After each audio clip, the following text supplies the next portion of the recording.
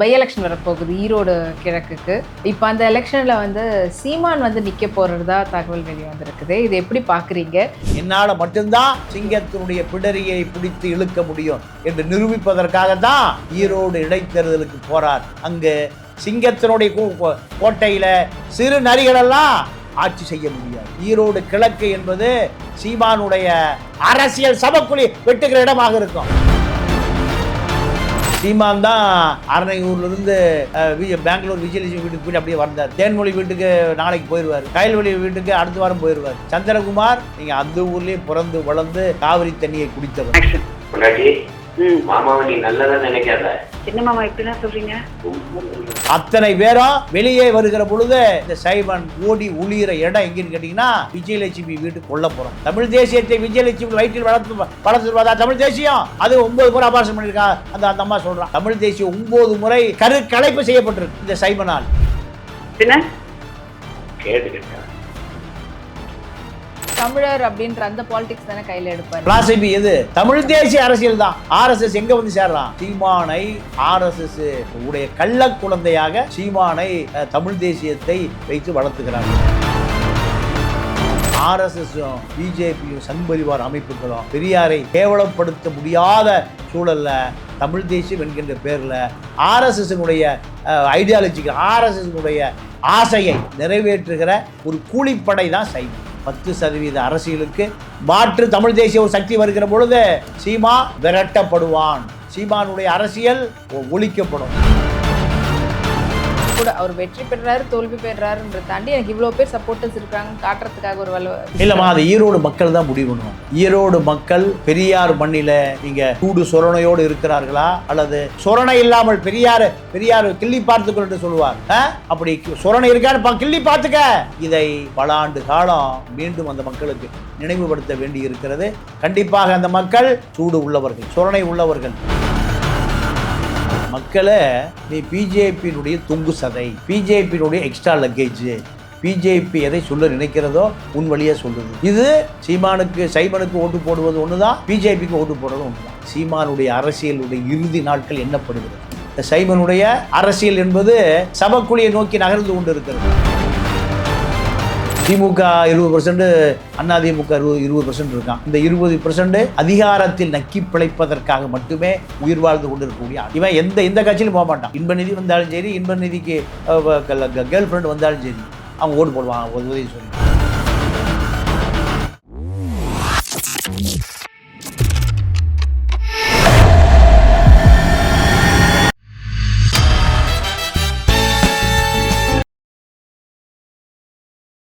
நேர்கள் அனைவருக்கும் வணக்கம். இன்னைக்கு நம்முடைய நினைஞ்சிருக்கிறவங்க மூத்த பத்திரிகையாளர் தமிழா பாண்டியன் அவர்கள். வணக்கம் சார். வணக்கம். பை எலெக்ஷன் வரப்போகுது ஈரோடு கிழக்குக்கு. இப்போ அந்த எலெக்ஷனில் சீமான் நிற்க போகிறதா தகவல் வெளியே வந்திருக்குது. இது எப்படி பார்க்குறீங்க? ஈரோடில் அதுவும் பெரியார் அவர் பிறந்த மண். இப்போ தான் ரீசெண்டாக பெரியாரை பற்றி அவர் என்னெல்லாம் பேசினாருன்னு தெரியும். அதுக்காக பல சர்ச்சைகள், பல கேஸுகள், வழக்குகள் நிறைய பேர் கொடுத்துருந்தாங்க அவருக்கு மேலே. இப்போ அதெல்லாம் தாண்டி அவர் அந்த இடத்துல நிற்கிறதுக்கான காரணம் என்னவாக இருக்கும்? இதில் ஒரு பெரிய விஷயம் நடந்திருக்கு. என்னென்னா, அதிமுகவுடைய வாக்கு வங்கி, சிறுபான்மை மக்கள், கிறித்துவ மக்கள் பார்த்த பார்வை அதிமுக மிகப்பெரிய பின்னடைவுக்கு போயிருக்கு.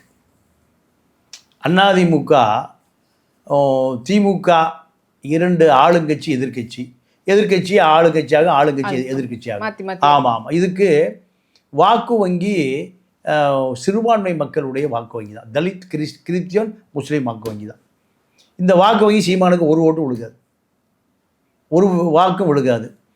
அதிமுகவுக்கும் கடந்த காலத்தில் விழுகலை. இதெல்லாம் எங்கே போச்சு?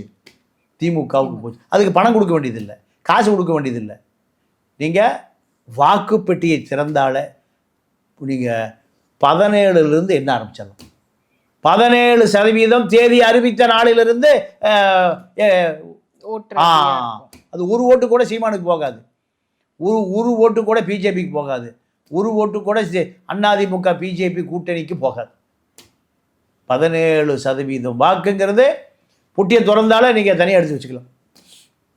இந்த வாக்கு தான் திமுகவுடைய பலம். திமுக இதை நம்பித்தான் நாடாளுமன்ற தேர்தலையும் ஜெயிச்சது, 21 சட்டமன்ற தேர்தலையும் ஜெயிச்சது, ஈரோடு இடைத்தேர்தலையும் ஜெயிச்சது. போன தேர்தலில் அதிமுக ஆதரவாக எடப்பாடி ஓட்டு கேட்டு வரங்கிறார். அந்த பக்கம் வந்துடாதீங்க எடப்பாடி, இந்த பக்கம் வந்தீங்கன்னா எனக்கு முஸ்லீம் ஓட்டு பூரா போயிடும், நீ வரவே வராதீன்னார். அதுதான் பெரியார் மண். பெரியார் மண்ணுங்கிறது அதுதான். அண்ணாமலை கூட்டிகிட்டு எடப்பாடி சுற்றலை, நீ இந்த பக்கமே வந்துடாதப்பா, வந்தால் உங்கள் ஓட்டு போயிடும். அப்போ பெரியார் மண் இன்னும் வீரியமாகத்தான் இருக்கிறது. இப்போ அங்கே யுவராஜ்னு ஒரு புது வேட்பாளரை போட்டு அதிமுக, வாசன், பாமக, தேமுதிக, பிஜேபி இப்படி அத்தனை கட்சிகளும் இந்த ப்ராசஸை உருவாக்குனது அண்ணாமலை தான். சீமானையும் அதில் சேர்த்துனார். சீமான் உட்பட திமுக தான் நமக்கு பொது எதிரி, திமுகவை வீழ்த்த வேண்டும். அதனால் அத்தனையும் ஒருங்கிணைக்கக்கூடிய திராவிட இயக்கங்களுக்கு மாற்றாக யார் வர? அண்ணாமலை வராரு. எடப்பாடி காணாமல் போயிட்டார். இதை செய்ய வேண்டிய ஆள் யார்? எடப்பாடி தான். திமுகவுக்கு எதிராக பொது வேட்பாளரை நிறுத்த வேண்டிய தகுதி உடைக்க ஒரே ஆள் யாருன்னா எடப்பாடி தான். எடப்பாடி அதை செய்யாமல் இப்போ யாருக்கு தள்ளி விட்டார்னா அண்ணாமலை தள்ளி விட்டார். அண்ணாமலை சீமாங்கிட்ட தள்ளி விட்டார். அதிமுகவினுடைய வாக்கு வங்கி சரிஞ்சு போச்சு. இப்போ சீமானை பொறுத்த வரைக்கும் சீமா என்ன நினைக்கிறாருன்னா, திமுகவை எதிர்க்கக்கூடிய வலுவான ஆயுதம் நம்ம தான், திமுக நமக்கு தான் பதில் சொல்லணும். இது அதிமுக உடைய ரோலை யார் எடுக்கிறா? சீமா எடுக்கிறாரு. அதிமுக திமுகவை எதிர்க்கக்கூடிய ஒரு பெரிய வெப்பன், ஆயுதம். அந்த ஆயுதம் இப்போ யாரா மாறி போயிட்டா? சீமான் மாறி போயிட்டா. இது அதிமுகவுக்கு ஒரு பெரிய பின்னடை. வாசன், யுவராஜ் முன்னாள் சட்டமன்ற உறுப்பினர் காங்கயம், அவர் தான் வேட்பாளர்னு முடிவு பண்ணி அனைத்து கட்சிகளும் ஆதரவு நிலைக்கு வந்தது. ஆனால் அதை தாண்டி சீமா அந்த இடத்த எனக்கு கொடுத்துருக்குன்னு யார்கிட்ட பேசுகிறாரு? அத்தனை பேர்ட்டையும் பேசுகிறாரு. அத்தனை பேரையும் ஒருங்கிணைக்கக்கூடிய ஒரே ஆள் யார்? அண்ணாமலை. நீங்கள் அண்ணாமலைக்கு சீமானுக்கு தொடர்பு இல்லைன்னு சொல்ல முடியாது. தொடர்பு இருக்குன்னு நான் பல ஆதாரங்களை நான் கொடுக்குறேன். ஏன்னா வீரப்பனுடைய மகள் வேற கட்சியில் இருக்கிறவங்க நட்போட இருக்கக்கூடாதான்னு இல்லை. நட்பு என்பதே மக்களை ஏமாற்றுவதற்கு. எந்த அரபியும் யூதனும் கை கொடுத்ததாக உலக வரலாற்றே இல்லை. எந்த அரபியும் யூதனும் கை கொடுத்ததாக உலக வரலாற்றே இல்லை. இந்தியாவில் எந்த முஸ்லீம் லீக் தலைவர்களும் ஆர்எஸ்எஸ் கூடாரத்தில் போய் நீங்கள் ஆசுவாசப்படுத்தி கொண்டதாக வரலாறே இல்லை. குஜராத் என்ன நடந்தது? வயிற்றில் இருக்கிற கருவையெல்லாம் எடுத்து கொண்டான். கோத்ரா ரயில் எரிப்பு காரணமாக மோடி முதல்வராக நாற்காலியில் அமர்ந்த பிறகு முஸ்லீம்கள் 2000 பேர் நர வேட்டையாடினார்கள். அவங்க செஞ்ச பாவம் என்ன? செஞ்ச குற்றம் என்ன? முஸ்லீமாக பிறந்தது ஒரு குற்றமா? அல்லாவை நேசித்தது ஒரு குற்றமா? 2000 பேருடைய நீங்கள் சடலத்தின் மீது, ரத்தத்தின் மீது ஏறி தான் மோடி எங்கே வந்தார்? டெல்லி வந்தார், நாடாளுமன்றத்துக்கு வந்தார். எப்படி அப்துல் கலாம் ஜனாதிபதி ஆனார்? குஜராத்தில் சிந்திய ரத்தம் தான் ஜனாதிபதி ஆக்குச்சு. முலாயம் சிங் யாதவ் சொன்னார். இப்போ அவர் மறைந்துட்டார். சிறுபான்மை மக்களுடைய வாக்கு வங்கியை மட்டும் வைத்துக் கொண்டு இருக்கக்கூடிய நீங்கள் யூபி அரசியலில் ஒரு முஸ்லீமை ஜனாதிபதி ஆக்கணும், நான் ஆக்க போகிறேன், நான் அப்துல் கலாமுக்கு ஆதரவு கொடுக்குறேன்னு சொன்ன பிறகு தான் பதறி போய் வாஜ்பாய் யாருக்கு ஆதரவு கொடுத்தாரு? அப்துல் கலாம். அப்போது முஸ்லீம்கள் என்ன பெரிய பாவம் செய்தவர்களா? இல்லை. ஏன் முஸ்லீம்களும் முஸ்லீம் முல்லாக்களும் பாபர் மசூதி இடித்த இது என்ன? முஸ்லீம்கள் மீது இந்துக்களுக்கு வெறுப்பை ஏற்படுத்தினால் மட்டும்தான் இந்துக்களுடைய வாக்கு வங்கியை பெற முடியும்னு 38 கோடி வாக்கு தான் வாங்கினார். யார்? மோடி. இந்தியாவில் 140 கோடி பேர் இருக்கான், வாக்காளர்களே 100 கோடி பேர் இருக்கான். 38 கோடி பேர் வாங்கின ஒருவர் பெரிய மெஜாரிட்டியான பிரதமரா? 38, காங்கிரஸ் கூட்டணி கட்சியெல்லாம் 34 கோடி வாக்கை அதிகமாக வாங்கின பெரிய மக்களுடைய படைப்பாளியா? ஆனால் 3வது வாட்டி வாங்கியிருக்கு. 3வது வாட்டி இப்போ 3 பேருடைய தயவுல ஆட்சி அமைஞ்சிருக்கு. நிதிஷ்குமார், பல்டிகுமார் என்ற நிதிஷ்குமார், சந்திரபாபு நாயுடு, இப்படி 3 பேர் ஆதரவோடு பிஜேபி இருக்கு. ஆனால் சீமானோடு நீங்கள் கேட்குற கேள்வி, ஏன் பேசக்கூடாது, நட்பாக இருக்கக்கூடாது? நட்பு என்பது வேறு, நட்பு முரண்பாடு என்பது வேறு, பகை முரண்பாடு என்பது வேறு. அமெரிக்காவும் ரஷ்யாவும் என்றைக்குமே பேசிக்க மாட்டான். அமெரிக்காவும் சீனாவும் என்றைக்கும் பேசிக்கவே மாட்டான். ஏன்? இது கம்யூனிசம், அது கேபிட்டலிசம். கேபிட்டலிசம் கம்யூனிசத்தை விழுங்குவதற்காகவே காத்திருக்கிற கொள்கை தான் கம்யூனிசம். சோசியலிசம் ரஷ்யாவில் உலகத்தில் இருக்கக்கூடிய அத்தனை நாடுகளையும் சோசியலிச நாடுகளை தலைமை தாங்கியவர் தான் ரஷ்யா. அமெரிக்கா கண்டத்துக்குள்ள இருக்கிற கியூபா இன்னைக்கு வரை காப்பாற்றிட்டு இருக்கா யாரு? ரஷ்யா தான் காப்பாற்றிட்டு இருக்கு. அதே போல தான் முழுக்க முழுக்க சீமானுடைய முகம் ஆர்எஸ்எஸ் முகம். தமிழ்நாட்டில் தந்தை பெரியாருடைய கொள்கை தான் திராவிட இயக்க கொள்கை. அப்போ திராவிட இயக்க கொள்கையாக தமிழ்நாட்டை ஆளுமை செலுத்துகிறதா, ஆர்எஸ்எஸ் கொள்கை ஆளுமை செலுத்துகிறதானா பெரியார் கொள்கை தான் ஆளுமை செலுத்துது. ஆனால் பெரியார் கொள்கையை அடையாளப்படுத்தி கொண்டு வந்த சீமா போய் சேர்ந்த இடம் ஆர்எஸ்எஸ். ஆனால் அவர் வந்து அதிகமாக இன பாலிடிக்ஸ், அதாவது தமிழர் அப்படின்ற அந்த பாலிடிக்ஸ் தானே கையில் எடுப்பார். இல்லை இப்போ தமிழர் பாலிடிக்ஸ் தான் இப்போ யாரும் எடுக்காமல் இருந்த தத்துவம். பிலாசபி எது? தமிழ் தேசிய அரசியல் தான். அப்போ ஆர்எஸ்எஸ் எங்கே வந்து சேர்றான்? சீமானை ஆர்எஸ்எஸ் உடைய கள்ள குழந்தையாக சீமானை தமிழ் தேசியத்தை வைத்து வளர்த்துக்கிறார்கள். இதுதான் கூட யாரை சேர்த்துக்கிறாரு? தேசிய தலைவர் பிரபாகரனும் சேர்த்துக் கொள்கிறார், ஈழத்தமிழிலும் சேர்த்துக் கொள்கிறார். ஆனால் இவர் முழுக்க முழுக்க திராவிட இயக்கத்தை அழித்தொழித்து விட்டால் தமிழனை அழித்து விடலாம். என்ன காரணம் கேட்டீங்கன்னா, நீங்கள் திராவிடம்ங்கிற பேர் நீங்கள் 1950களில் தமிழ்நாடு, கர்நாடகா, கேரளா, ஆந்திரா எல்லாம் சேர்ந்தது தான் திராவிட நாடு. இப்போ மொழிவாரி மாநிலம் பிரிஞ்சு போச்சு. பிரிந்து போன பிறகு தமிழ்நாடு தான் தனியாக இருக்குது. தமிழனுக்கான அரசியல் தான் வேணும். ஆனால் தமிழனுக்கான அரசியலை அரை நூற்றாண்டு காலமாக அந்த திராவிடத்தை செய்யலை.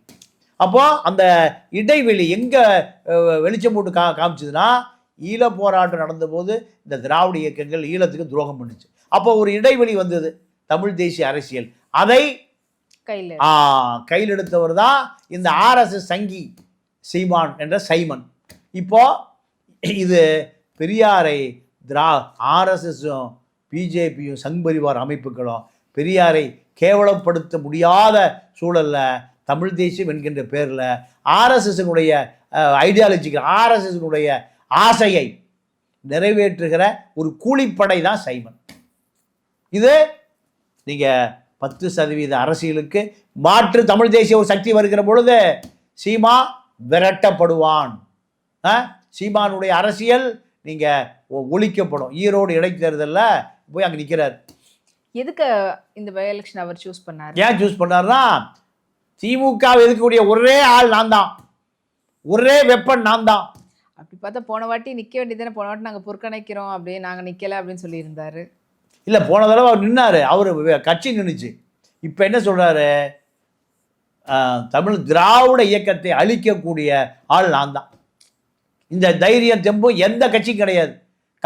காங்கிரஸ் கிடையாது, கம்யூனிஸ்ட் கிடையாது, சிறுத்தை கிடையாது, வேல்முருகன் கிடையாது, யாருக்கும் கிடையாது. நீங்களாம் கூட்டணி வச்சுட்டு இருக்கிறீங்க. நான் தான் 15 ஆண்டு காலமாக எதிர்க்கிறேன், திராவிட இயக்கத்தை எதிர்க்கிறேன், அழிக்கிறேன், ஒழிக்கிறேன். இப்போ கடைசியாக பெரியார் பிம்பத்தையும் உடைத்து விட்டேன். பெரியார் பிம்பம் சுக்குநூறாக்கப்பட்டது. பெரியாருடைய மண்ணில் சிங்கத்தினுடைய குகையிலே போய் நான் களமாடுகிறேன்.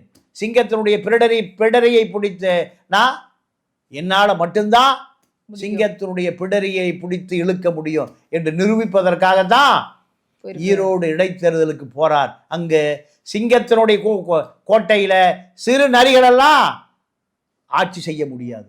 ஈரோடு கிழக்கு என்பது சீமானுடைய அரசியல் சபக்குழி வெட்டுகிற இடமாக இருக்கும்.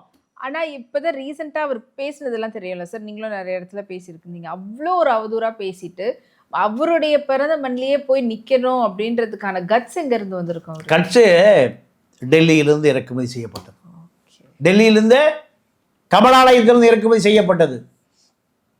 இதனுடைய விளைவுகள் பாரதூரமாக இருக்கும். பெரியார் தொண்டை 62 பேர் தான் வழக்கு தொடுத்திருக்கான்னு நினைச்சிட்டு இருக்கிறாரு. 8.5 கோடி பேர் பார்த்துட்டு இருக்கான்.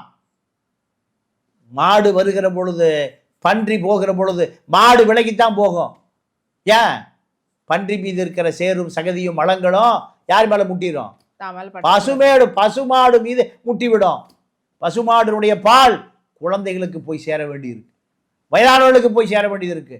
அதனால பசுமாடுக்கு சிறிது தள்ளி போகும் என்பதற்காக பசுமாட்டுடைய கொம்புகள் வேலை இல்லாமல் போய்விட்டது, மாடு இழைத்து விட்டது என்றால் கொம்பு இழைத்து விட்டது என்ற அர்த்தம் அல்ல. பன்றி தான், பசுமாடு தான். எத்தனை இந்த சைமன்கள் வந்தாலும் பெரியாருடைய பிம்பத்தை உடைக்கவே முடியாது, கட்டமைக்கவே முடியாது. காரணம், நீங்கள் வடக்க ஊதா சட்டை, தெற்க கருப்பு சட்டை, 2 சட்டைகளும் தான் இந்த இந்திய மண்ணில் பார்ப்பன சக்திகளை வேரோடு பிடுங்கி வீசிய 2 சட்டைகள். இந்த சட்டைகளை எத்தனை சைமன்கள் எத்தனை கலர் போட்டு, காவி கலர் போட்டாலும் சரி, கருப்பு கலர் போட்டாலும் சரி, மஞ்சள் கலர் போட்டாலும் சரி, அவர்களை நீங்கள் 2 சட்டைகளும், ஊதா சட்டையும் கருப்பு சட்டையும் 2000 வோல்டேஜ் மின்சாரங்களை தேக்கி வைத்திருக்கிற டிரான்ஸ்ஃபார்மர். அதனால் எத்தனை சைமன்கள் வந்தாலும், அது சைமனுக்கு பின்னால் எத்தனை அண்ணாமலை வந்தாலும், இது எந்த காலத்திலும் அரசியலில் ஒரு சிறு துரும்பை கூட நகர்த்தி விட முடியாது என்பதை ஈரோடு கிழக்கு முடிவு செய்யும். ஓகே. ஸோ அதில் வந்து எந்த அளவுக்கு அவருக்கான எதிர்ப்பு இருக்கும்னு நினைக்கிறீங்க? எதிர்ப்பு மீன்ஸ், இப்போது போன எலெக்ஷனுக்குலாம் வந்தபோது பிரச்சாரத்துக்கு கூட இந்த பக்கம் தயவு செஞ்சு வந்துடாதீங்க அப்படின்லாம் ஒரு சில பேர் கட்சிக்காரங்களே சொல்லியிருந்தாங்க, அதையும் நீங்கள் சொல்லியிருந்தீங்க. அதை தாண்டி மக்களும் வந்து பார்த்திங்கன்னா கையில் நிறைய பொருட்கள்லாம் வச்சுக்கிட்டு வர்றவங்களெல்லாம் திருப்பியும் அனுப்பிக்கிட்டு இருந்தாங்க. ஸோ இவர் வந்து இப்போ பரப்புரைக்காகலாம் போகிறாருன்னா கண்டிப்பாக ஒரு பெரிய எதிர்ப்பு இருக்கும்ல இவருக்கு, அது தெரிஞ்சு. இல்லை, அதான் அண்ணாமலையை போன முறை அண்ணாமலையை அதிமுகவை சேர்த்தலை. இப்பொழுது இதே நிலை தான் அண்ணாமலையுடைய சிஷியன் சைமனுக்கும் வரும். கண்டிப்பாக ஈரோடு கிழக்கு இந்த சைமனுக்கு மிகப்பெரிய எதிர்ப்பை பதிவு செய்து அனுப்புவார்கள் என்பதுதான் வரலாறு. இப்போ அதில் வந்து முக்கியமான நபர்கள் அப்படின்னு சொல்லக்கூடியவங்க யாருமே இல்லையா? அதுவே ஒரு ப்ளஸ்ன்னு நினச்சி நிற்கலாமே நிற்கிறாரா? இல்லைம்மா, இதெல்லாம் அண்ணாமலையுடைய சூத்திரங்கள், அண்ணாமலையுடைய திட்டங்கள், அண்ணாமலையுடைய ஏற்பாட்டின்படி தான், டெல்லி அரசியல் அழுத்தம் காரணமாக தான் நீங்கள் அத்தனை கட்சிகளும் புறக்கணித்தது. ஏன் இப்போ பை எலெக்ஷன், வாங்குகிற எலெக்ஷன் சொல்கிறாங்க, பை வாங்குகிற எலெக்ஷன் சொல்கிறாங்க. ஏன் இது நாள் வரைக்கும் பை இல்லாமல் வேறு என்ன கொடுத்தாங்க? சட்டியிலே கொடுத்தாங்க. சட்டி எலெக்ஷனா அது? இந்த தேர்தல் என்பது, நீங்கள் இடைத்தேர்தல் பூராமே பணம் கொடுத்தா, அதிமுக வந்து திமுக யாராக இருந்தாலும் பை எலெக்ஷன் தான், பை வாங்குகிற எலெக்ஷன் தான். இதை இப்போது அதிமுக மிகப்பெரிய சரிவை நோக்கி போகுது என்பதற்கு ஈரோடு இடைத்தேர்தல் அண்ணாமலைக்கு ஒரு பாடம், சைமனுக்கு ஒரு பாடம், எடப்பாடிக்கு ஒரு பாடம், பல பேருக்கு பல பாடங்களை ஈரோடு கிழக்கு வைத்து கொண்டு இருக்கிறது. அத்தனை பேரும் இந்த பாடங்களை கற்றுக்கொண்டு தான் வர வேண்டும், சென்னை வர வேண்டும் என்பது நீங்கள் தேர்தல் முடிந்த பிறகு தெரியும். இது வந்து எப்படி சொல்கிறது, ஒரு சின்னதாக இல்லாமல் சீமான் அவர்கள் வந்து இது மூலியமா எனக்கு இவ்வளோ ஓட் வந்திருக்கு பார்த்தீங்களா, உங்களுடைய பெரியார் மண்ணில் எனக்கு இவ்வளோ பேர் ஓட் போட்டிருக்கிறாங்கன்றத காட்டுறதுக்காக கூட, அவர் வெற்றி பெறுறாரு தோல்வி பெறுறாருன்றத தாண்டி எனக்கு இவ்வளோ பேர் சப்போர்ட்டர்ஸ் இருக்கிறாங்கன்னு காட்டுறதுக்காக ஒரு இல்லைம்மா, அது ஈரோடு மக்கள் தான் முடிவு பண்ணுவாங்க. ஈரோடு மக்கள் பெரியார் மண்ணில் நீங்கள் சூடு சொரணையோடு இருக்கிறார்களா, அல்லது சொரணை இல்லாமல் பெரியார் கிள்ளி பார்த்துக்கொள் என்று சொல்லுவார். அப்படி சொரணை இருக்கான்னு கிள்ளி பார்த்துக்க. இதை பல ஆண்டு காலம் மீண்டும் அந்த மக்களுக்கு நினைவுபடுத்த வேண்டி இருக்கிறது. கண்டிப்பாக அந்த மக்கள் சூடு உள்ளவர்கள், சொரணை உள்ளவர்கள்.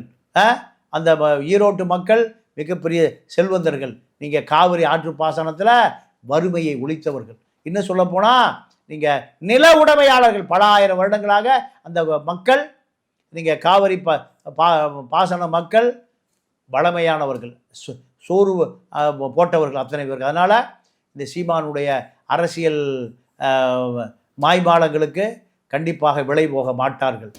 ஓகே, அங்கே ஒரு பெரிய பாடம் சைமனுக்கு காத்திருக்கிறது.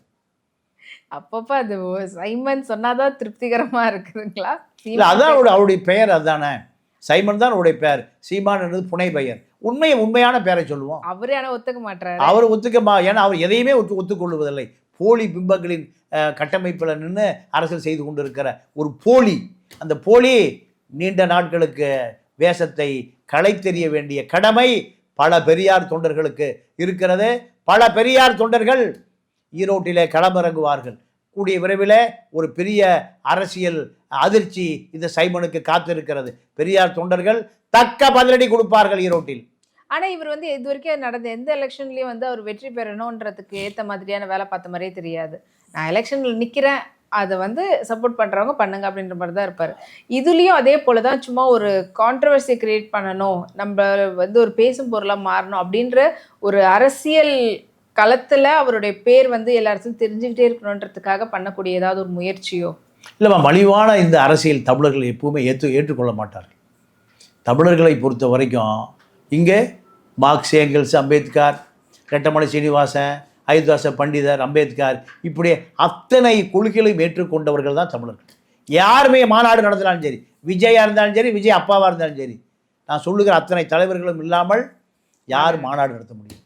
பெரியார் இருப்பார், காமராஜர் இருப்பார், கக்கன் இருப்பார், ரெட்டமலை சீனிவாசன் இருப்பார், அயோத்திதாச பண்டிதர் இருப்பார். அத்தனை பேரும் கொள்கை வகுப்பாளர்கள். ராமதாஸ் நடத்தினாலும் சரி, அத்தனை பேர் இருப்பாங்க. திமுக, அண்ணா திமுக யார் நடத்தினாலும் சரி, இந்த பதாகைகள் இல்லாமல் பாலிடிக்ஸே இல்லை. சீமான் அந்த பதாகையை நெருப்பு வைத்து கொளுத்துகிறார். இதை தமிழர்கள் பார்த்து கொண்டு இருக்க மாட்டார்கள்.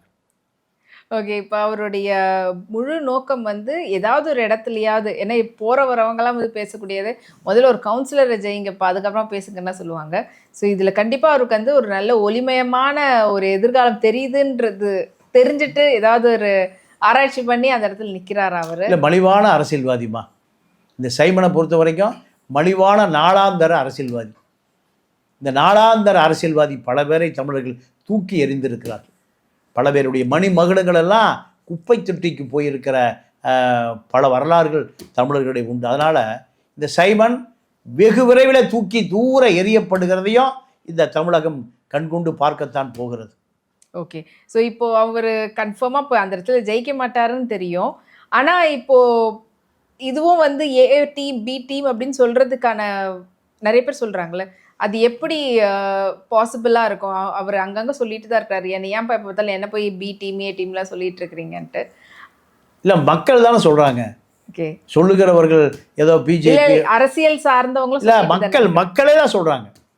மக்களே, நீ பிஜேபியினுடைய தொங்கு சதை, பிஜேபியினுடைய எக்ஸ்ட்ரா லக்கேஜ், பிஜேபி எதை சொல்ல நினைக்கிறதோ உன் வழியாக சொல்லுது. இது அதுக்கு சைமனுக்கு ஓட்டு போடுவது ஒன்று தான், பிஜேபிக்கு ஓட்டு போடுறது ஒன்று தான், நாம் தமிழருக்கு ஓட்டு போடுவது ஒன்று தான், பஜ்ரங் தளுக்கு ஓட்டு போடுவது ஒன்று தான். அதனால் சீமானுடைய அரசியலுடைய இறுதி நாட்கள் எண்ணப்படுகிறது. இந்த சைமனுடைய அரசியல் என்பது சபக்குழியை நோக்கி நகர்ந்து கொண்டு இருக்கிறது. சைமனுடைய அரசியல் தமிழ்நாட்டு அரசியலில் நீண்ட காலம் தாக்கு பிடிக்காது. பல தலைவர்கள் அரசியலில் தேடப்படுகிற தேடுபொருளாக மாறி இருக்கிறார்கள். அதில் கடைசியாக வந்து சேர்ந்தவர் வரலாற்றின் குப்பை தொட்டியில் இந்த அரணையூர் சைமன். ஆனால் இப்போ இருக்கக்கூடிய இந்த காலகட்டத்தில் பெரியார் பற்றின பெரிய புரிதல் அந்த ஊர் மக்களுக்கே இல்லை அப்படின்ற மாதிரி எடுத்துக்கலாமா? எனக்கு ஒரு சில நேரத்தில் வந்து பார்த்திங்கன்னா பெரியாருக்கு எதிர்ப்பாக பேசும்போது கூட அங்கேயும் வந்து சப்போர்ட்டர்ஸ் வரதான் செய்கிறாங்க. இது அவங்களுக்கு புரிதல் ஏற்படாத காரணம் எடுத்துக்கலாமா? இல்லை இவங்க ஆர்எஸ்எஸ் கும்பலினுடைய பிரச்சாரம் அந்த அளவுக்கு அவங்க போய் ரீச் ஆயிருக்குன்னு சொல்லி? இல்லை, இப்போ ஆர்எஸ்எஸ் பிரச்சாரம் உள்ளே போச்சுன்னா எல்லாருமே ஆர்எஸ்எஸ்ஸாக மாறி இருப்பான். அதுவும் இல்லை. திராவிட இயக்கங்களும் நீர்த்து போய்விட்டது. ஓகே, நீங்கள் இடும்பவனம் கார்த்திக் சொல்கிறார், பெரியார் சிலை உடைக்கப்படும், தகர்க்கப்படும், அண்ணா சமாதி தோண்டி எடுக்கப்படும், கருணாநிதி சமாதி உடைக்கப்படும். ஒன்றுமே இல்லையே. என்ன காரணம்னா, மக்கள் அரசியலிருந்து வெளியேறி விட்டார்கள். மக்கள் அரசியலே இல்லை. மக்களே அரசியலே இல்லை. ஓட்டு போடுகிற பொழுது 30% பேர் சுரணை உள்ளவன், அறிவு உள்ளவன், வாக்களிக்க வருவதே இல்லை. திமுக 20%, அதிமுக 20% இருக்கான். இந்த 20% அதிகாரத்தில் நக்கி பிழைப்பதற்காக மட்டுமே உயிர் வாழ்ந்து கொண்டு இருக்கக்கூடிய ஆட்கள். இவன் எந்த கட்சியிலும் போக மாட்டான். இன்பநிதி வந்தாலும் சரி, இன்பநிதிக்கு கேர்ள் ஃப்ரெண்ட் வந்தாலும் சரி, அவன் ஓட்டு போடுவான் உதயசூரியனுக்கு. இந்த பக்கம் எடப்பாடி அந்த 1 கோடி ஓட்டு இருக்குது, அவனுக்கு அரசியல் தேவை. கௌதமி வந்தாலும் ஓட்டு போடுவான், குஷ்பு வந்தாலும் ஓட்டு போடுவான். தலைவி அதுக்கு ரெட்டையில் யார்கிட்ட இருக்குதோ இப்படி யார் எந்த நாளாந்தர நடிகை வந்தாலும் ஓட்டு போடுவான். இது 30% பேர் தான் வாக்காளர்கள், சிந்தனையான வாக்காளர்கள். அவர்கள் தான் தமிழ்நாட்டின் தலைவிதியை மாற்றுகிற வாக்காளர்கள். 30% வர்றதே இல்லை. 30% பேர் தான் சிந்தனையாளர்கள்.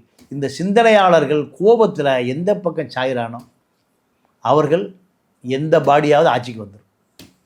இந்த பக்கம் எனக்குன்னு எடப்பாடிக்கும் ஸ்டாலின் பாடிக்கும் பெரிய வித்தியாசம் தெரியல. ரெண்டும் ஒரே பாடி தான். என்ன பாடி?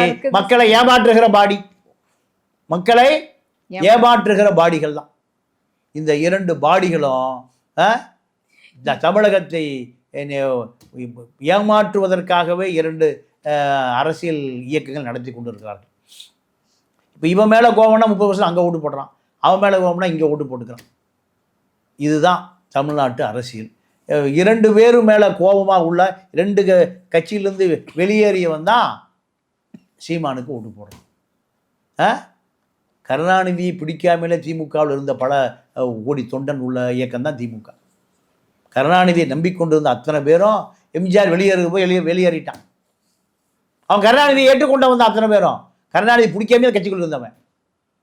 வைகோ 93 பிரியும் போது கருணாநிதியால் அடையாளம் காட்டப்பட்ட 9 மாவட்ட செயலாளர்களும் பல லட்சம் தொண்டர்களும் கருணாநிதியோடு இருந்த பிடிக்க பாயன் வெளி போயிட்டான். இப்படி தான் அரசியல். அதனால் இந்த சைமனுக்கு மாற்றாக ஒரு தமிழ் தேசிய அரசியல் வெளிச்சம் தெரிந்தால் 50 லட்சம் பேர் அப்படியே போயிடுவோம். நடு ரோட்டில் தான் நிற்கணும். இந்த அரணையூர் சைமன் பெரியாரை பேசி நீங்கள் திரும்ப சொல்கிறாரு, நீங்கள் பெரியாரை விமர்சனம் செய்துவிட்டு அடுத்து அம்பேத்கரை வர போகிறீங்க, அம்பேத்கர் நிலையில் ஒளிந்து கொள்ள போகிறீங்க, உஷாராக இருக்கணுங்கிறார். அப்போது இந்த திட்டம்லாம் யாருடைய திட்டம்? சங்கி திட்டம். சங்கி அவன் தோழன்ட்டார். சங்கிய கம்யூனிஸ்டுக்கான தான் தோழன்னு சொல்லுவான். ஐயா நல்ல கண்ணு தோழர்னு சொல்லலாம். சங்கிகளை தோழர்னு சொல்லுகிற ஒரு சங்கி இந்த சைமன் தமிழ்நாட்டு அரசியலில் ஒரு சாபக்கேடு. ஈரோடு கிழக்கில் இந்த சைமனுடைய அரசியல் ஒரு இறுதி வடிவுக்கு வருமே தவிர நீங்கள் திமுகவை எதிர்ப்பதற்கு ஆளே இல்லைன்னா சீமான்ட்ட ஓட்டு போடுவான்னு ஒரு கணக்கு, அந்த கணக்கு பொய்த்து போகிற நாள் தான் ஈரோடு கிழக்கு இடைத்தேர்தல். இந்த இடைத்தேர்தலில் வந்து பார்த்தீங்கன்னா இப்போ இருக்கக்கூடிய அந்த கேண்டிடேட் வந்து ஒரு புதுமுகமான ஒரு கேண்டிடேட் தான். புதுமுகம் இல்லை, பக்கத்து முகம் இல்லை. அவர் பழைய சட்டமன்ற உறுப்பினர் சந்திரகுமார் வந்து விஜயகாந்த் கட்சியில் ஒரு பெரிய தளபதி. அவர் எப்படி அந்த ஊர் மண்ணின் மைந்தர் இல்லை, இந்த சைட்ல எல்லாம் யாருமே இல்லாதது. ஆமா, அவரு திமுக வந்து நிறுத்துவதற்கு காரணம் மண்ணின் மைந்தர். அவர் பழைய சட்டமன்ற உறுப்பினர். சீமான் தான் அரணையூர்லேருந்து பெங்களூர் விஜயலட்சுமி வீட்டுக்கு போயிட்டு அப்படியே வந்தார். தேன்மொழி வீட்டுக்கு நாளைக்கு போயிடுவார், கயல்வெளி வீட்டுக்கு அடுத்த வாரம் போயிடுவார். ஆனால் சந்திரகுமார் நீங்கள் அந்த ஊர்லேயே பிறந்து வளர்ந்து காவிரி தண்ணியை குடித்தவர். சீமா காவிரி தண்ணிக்கு பார்த்ததே இல்லை. அது அவர் நீங்கள் பரமக்குடியில் என்ன எது ஓடுதுன்னா வைகை ஓடுது, வைகை சாக்கடை தான் ஓடுது. மழையிலேயே அடைச்சிட்டானுங்க. அதனால் காவிரி மக்கள் கருணை கொண்ட மக்கள். அதனால் இந்த சைமனுக்கு நீங்கள் கருணை கண்டிப்பாக கிடைக்கும். எங்களுக்கு ஒரு கேள்விப்பட்டோம், நாங்கள் அதை எந்த அளவுக்கு உண்மை அப்படின்னு தெரியல. நீங்கள் வந்து சீமானை எதிர்த்து பிரச்சாரம் பண்ண போகிறதா கேள்விப்பட்டோம். இல்லை, எப்பவுமே பிரச்சாரம் பண்ணிட்டு தானே இருக்கேன். கட்சி ஆரம்பித்த 2010 பிரச்சாரம் பண்ணிட்டு தான் இருக்கேன். இது 25 15 வருஷமாக சீமானை நான் அம்பலப்படுத்திட்டு தான் இருக்கேன். ஏன்னா நல்லவன் தான் தமிழனுக்கு தலைமை தாங்கணும், நல்லவன் தான் தமிழனுக்கு தலைவனாக வர வேண்டும். 50,000 இளைஞர்கள், நீங்கள் விலை மதிப்பற்ற இளைஞர்கள், இந்த ராமேஸ்வரத்துலேருந்து தலைமன்னார் 15 கிலோமீட்டர் தான் கடல், ஒரு வாய்க்கால் தான் ஓடுது. அங்கே 50,000 இளைஞர்கள் மரணம் அடைஞ்சிருக்கான் தியாகம் பண்ணி. 5 லட்சம் மக்கள் குழந்தை குட்டி வயசான எல்லாம் அத்தனை பேரும் ரத்தம் செஞ்சிருக்கான், உயிர் போயிருக்கு. இந்த தியாகத்தை இந்த அரணையூர் சைமன் வியாபாரம் செய்துவிடக்கூடாது என்பதுதான் என்னுடைய நோக்கமே தவிர வேறு எந்த நோக்கமும் அதில் உள்ள இல்லை. ஆனால் இந்த சீமானை என்னுடைய இறுதி நாள் வரை அம்பலப்படுத்தி கொண்டே இருப்பேன் என்று நான் மட்டுமல்ல, பல லட்சக்கணக்கான தொண்டன் இருக்கிறான். அத்தனை பேரும் வெளியே வருகிற பொழுது இந்த சைமன் ஓடி ஒளியிற இடம் எங்கேன்னு கேட்டிங்கன்னா விஜயலட்சுமி வீட்டுக்கு கொல்ல போகிறோம். தமிழ் தேசியத்தை விஜயலட்சுமி வயிற்றில் வளர்த்துருவாதா தமிழ் தேசியம்? அது 9 முறை அபார்ஷன் பண்ணியிருக்கா அந்த அம்மா சொல்கிறான். தமிழ் தேசியம் 9 முறை கலைப்பு செய்யப்பட்டிருக்கு இந்த சைமனால். இதுவா தமிழ் தேசியம்? இதை அம்பலப்படுத்தாத ஒவ்வொரு தமிழனும் கண்டிப்பாக தமிழனே கிடையாது. நீங்கள் துரைமுருகன் சொல்லியிருக்காரு, இவனுடைய பிறப்பை சந்தேகப்படுகிறேங்கிறார். துரைமுருகனுடைய பிறப்பை நான் சந்தேகப்படுறேன். ஏன்? பெரியாரை இவன் பேசுகிறதுனால. பெரியார் தமிழனுக்காகவே தன்னுடைய 95 ஆண்டு காலம் உழைத்த அந்த ஈரோட்டு சாக்ரட்டிஸை நீங்கள் தவறாக பேசக்கூடியவனுடைய பிறப்பே நான் சந்தேகப்படுறேன்ட்டார். யார்? துரைமுருகன் மூத்த தலைவர். இதுக்கு மேலே விமர்சனங்களே தேவையில்லை. நன்றி, வணக்கம்.